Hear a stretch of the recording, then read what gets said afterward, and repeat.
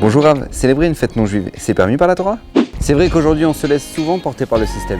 Voyons ça le plus près, go! Selon la loi juive, il est interdit de célébrer ou de participer à une fête si elle correspond à des coutumes non juives. Et la Torah nous le dit clairement, n'agis pas selon leur rite. Le Ohr HaChaim HaKadosh nous enseigne que cette interdiction ne concerne pas seulement le culte des idoles, mais toutes les mœurs et les coutumes païennes. Vous allez me dire, avoir un sapin de Noël, manger une galette des rois ou ramasser des bonbons pour Halloween, y a rien de grave. Premièrement, cette fête n'est pas la nôtre. D'ailleurs, vous avez déjà vu un non-juif allumer chez lui une Hanouka ou manger des matzot pendant Pessah?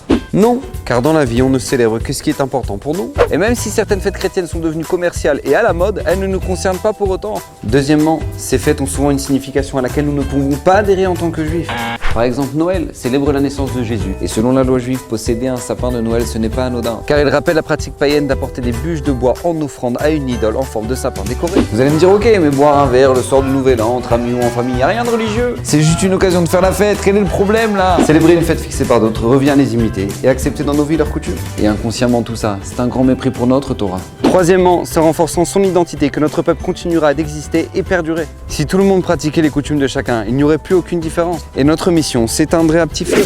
C'est d'ailleurs pour ça que seules les fêtes juives ont un véritable impact dans notre vie et nous permettent de nous réaliser. Car contrairement aux fêtes païennes, que même les gens laïcs célèbrent souvent sans savoir pourquoi, nos fêtes ne sont pas de simples dates de commémoration, elles ont un effet réel et concret sur nous. Et chaque année, à la même date juive, nous bénéficions des mêmes forces et influences spirituelles que pendant la fête d'origine. Par exemple, le jour de Rosh Hashanah, on a la possibilité de recentrer nos priorités auprès de Dieu. À Sukkot, on a la possibilité de renforcer notre confiance en Dieu. Chaque Hanouka, victoire des Maccabim contre les Grecs, est une période propice pour revaloriser l'étude de la Torah. Pendant Pessah, jour de la sortie d'Égypte, Hachem nous donne la possibilité de nous libérer de nos contingences matérielles. Alors concentrons-nous sur cet héritage que Dieu nous a donné et transmettons-le à nos enfants sans semer de confusion avec d'autres pratiques.